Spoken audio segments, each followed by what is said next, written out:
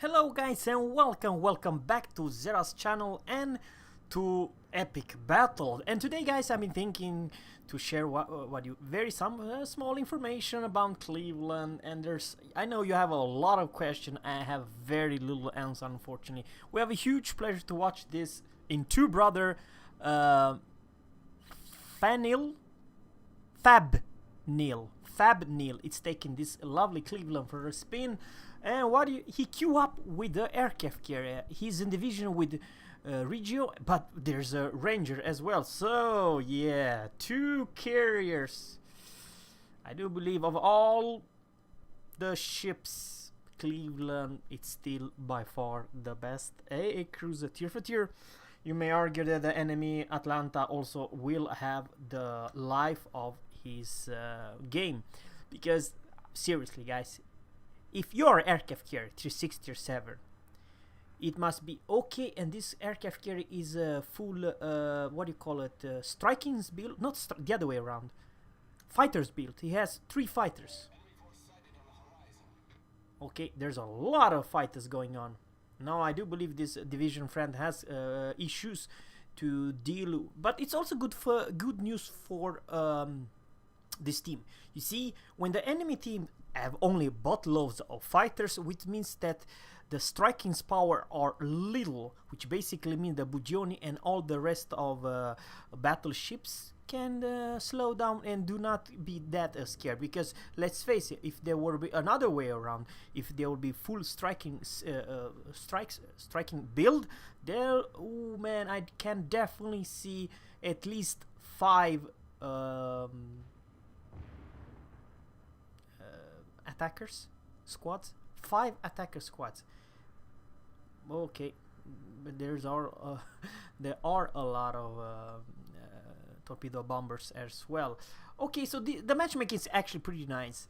The only tier 7 ships is Atlanta, and that's it, and the aircraft carrier, of course. So basically you can say ships versus ships, we're still top dog, which is very unusual, because let's face it, many times you will face tier 6 and hell even tier 8, and I do believe Cleveland struggle more than any other cruiser struggle versus tier 8 because of that stupid idiot short range and shell arcs. But on the other hand, it really shine when competing. Oh man, I do believe this Regio captain is a completely potato noob. This is no flight area zone. If you have your fighters over here, you're doing something wrong. Only 2 plays down, but it won't be all this captain will do in this game. I don't know why, but this is, in my book, guys, extremely high, shall I say, experience in this game, over 3,000, and I have not seen the replay earlier, but well, let me put it this way, the chance that you'll take 1 or 2 planes is pretty darn high in this matchmaking. There's someone, probably it's the enemy Belfast. No, enemy does not have any, it's only a Gnevny and Gaede, and that's it. Who can be those 2 enemy. Didi and Gnevny finally put over there. Man, for the love of God, if you have a Cleveland behind you 1.1 kilometer, don't be ashamed. It's use your goddamn carriers and move. And Gnevny, by the way, does not have any crappy guns. It has good guns and nothing else, because torpedo are just for YOLOing. Furutaka, it's taking this lovely. Okay, what do you know? Gaede is over there. AP, it's loaded, very unfortunately. 2,200 damage, pretty darn good. Maybe now he changed back to HE. HE, that's the way to go. Very unfortunately, only 2 hits. Well, he was moving, and it's actually, even though you have a lot of firepower, oh man, this Furutaka was aiming at this dude. But okay, that was a pretty darn big hit again.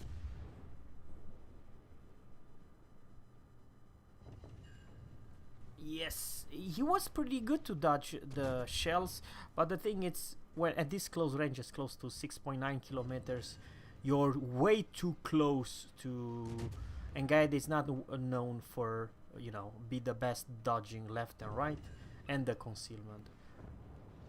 Maybe he's burning right now. Yeah, he's taken out. And Furutaka, it's also over there, 9.6. Still Heichi, it's the best ammo because oh man, I do enjoy to see all those low tier. They are pushing, man. They are trying to do their best. At tier 8 and tier 10, I'm just was playing live stream and know exactly what I'm talking about. It's such a camping, no good piece of craft gameplay. Please let me know, do I wrong or something? No, I don't. I do believe it's most fun to play tier 6, 7 and sometimes tier 8. The problem with tier 8, you face tier 10s and then the fun ends. Literally. It does not matter quite what kind of a ship. Probably the best tier 8 ship you can do well in tier 10 matchmaking is the Kutuzov, using her extremely long sniping guns with 9.1 kilometers range and smoke. And I do believe she's immune versus tier 9 and tier 10. She could do as much damage in a tier 8 versus, let's say, in a tier 10 matchmaking, because she has the all tools to deal damage and receive 0 in return.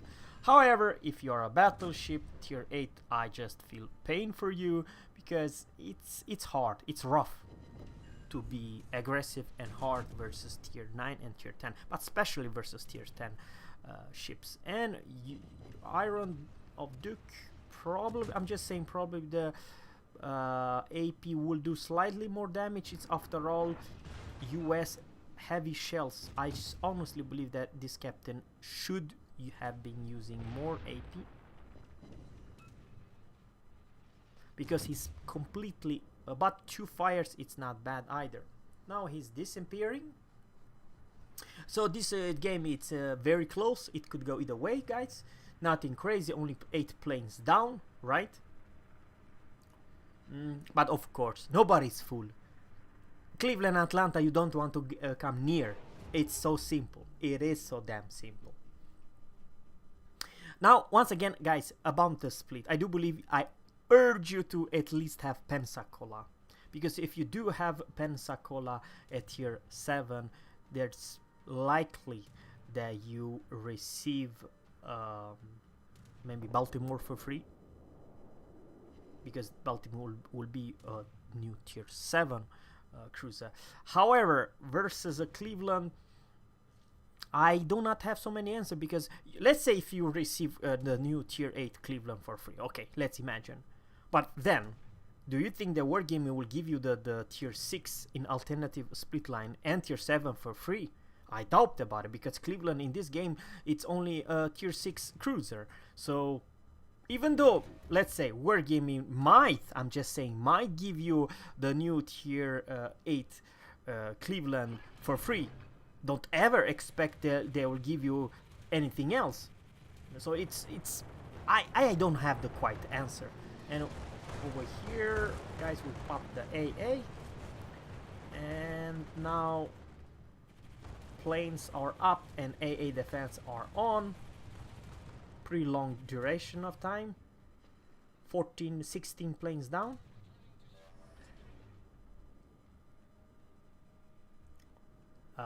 So guys, let me put it like this way. As soon as I know more information on what's going on with your Cleveland or Pensacola, where to be and so on, I need to come back to you, because I do not know exactly the information. Even though you have a lot of questions, I do have very few answers. Sorry, guys. But once again, as soon as I know what's going on with the split line and but let me put it this way, 100% I know for sure. If you only have Cleveland, try your very best to at least unlock the Pensacola. I do believe Pensacola is the key. At least do that. So unlock, if you have only Cleveland, I urge you to unlock Pensa before the split line.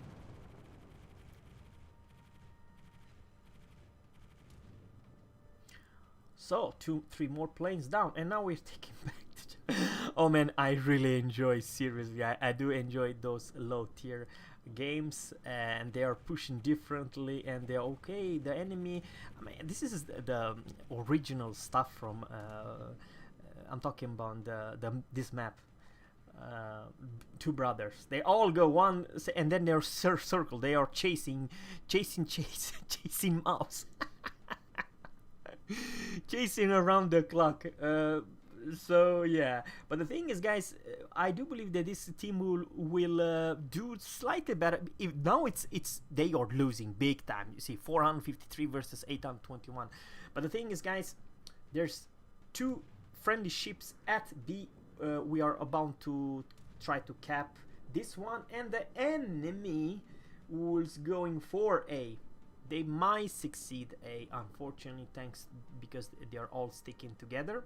However, in maybe 15 seconds, okay, they are spotted. We will control 3 of 4 cap, which basically means their clock will slow down. And okay, Kirov, I understand exactly what he's doing. He wants to secure this cap. You know, he's spotted by the planes. Oh man, so many fighters. I never see my entire life so many fighters. Which is actually good for the team, for this friendly team. Because in that case, it means that striking power of enemy aircraft carrier, even though they are 2, it's limited. Don't get me wrong, we lost Texas, we lost 2 carriers. Holy Khabarovsk. Now I see exactly what's going on. They might went and snipe. And Gnevnis tried to, but we already capped C. So even though he tried to reset, I do believe this Gnevny came way too late.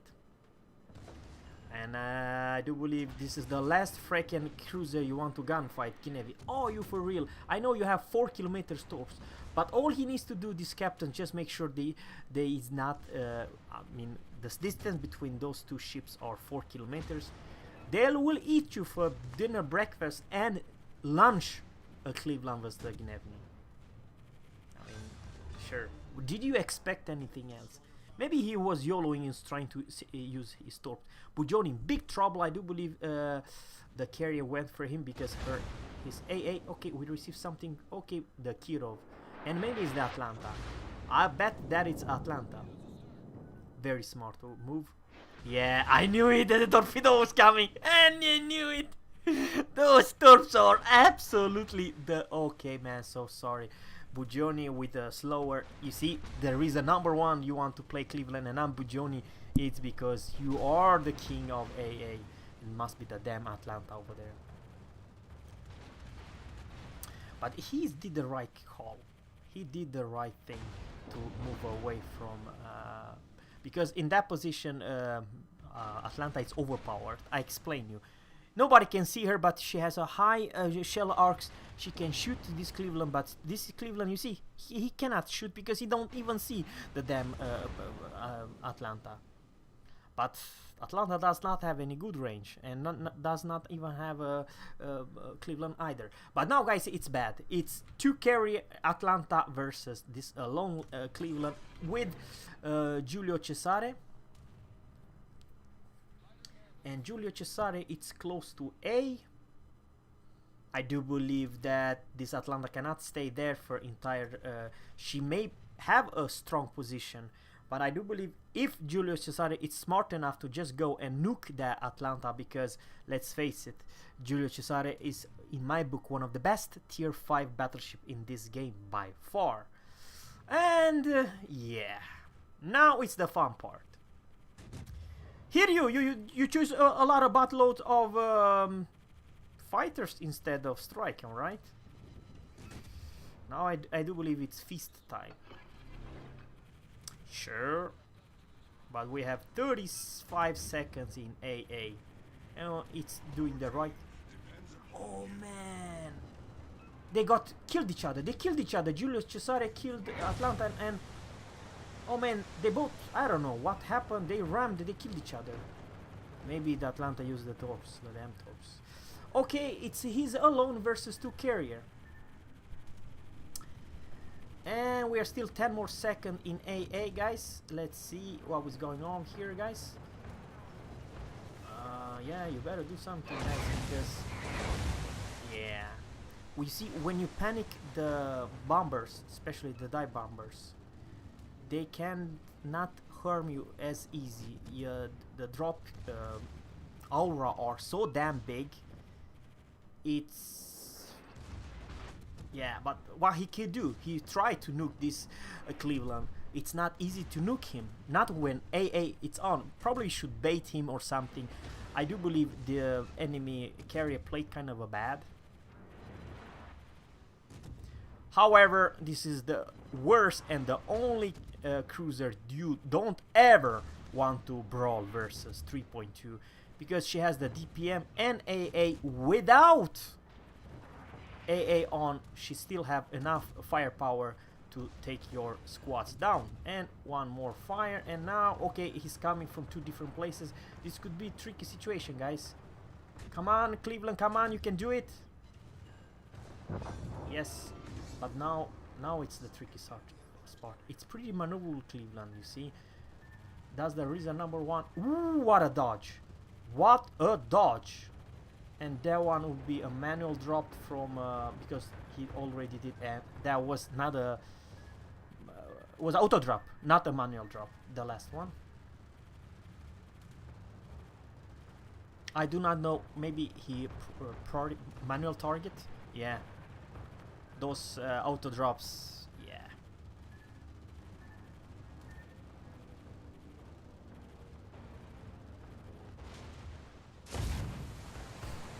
Not even the same damn postcode. But this is those planes were from Ruggio, I do believe. I don't blame him. Probably Ruggio. It's completely potato. Okay, here's the torpedo bombers. Yeah. And we have AA on now. Now you cannot top anything. All you do, you lose all your freaking planes. And there's 2 more minutes and 27, and we will win in just seconds by capping. And 50 planes down, guys. 54 maybe, and it's not a clear sky yet. Can't believe this crap. Versus Reggio, or the tier 6 Ruggio. It's this ship, Cleveland, it's OP broken, immune. Thanks guys for watching. I hope you enjoyed this one.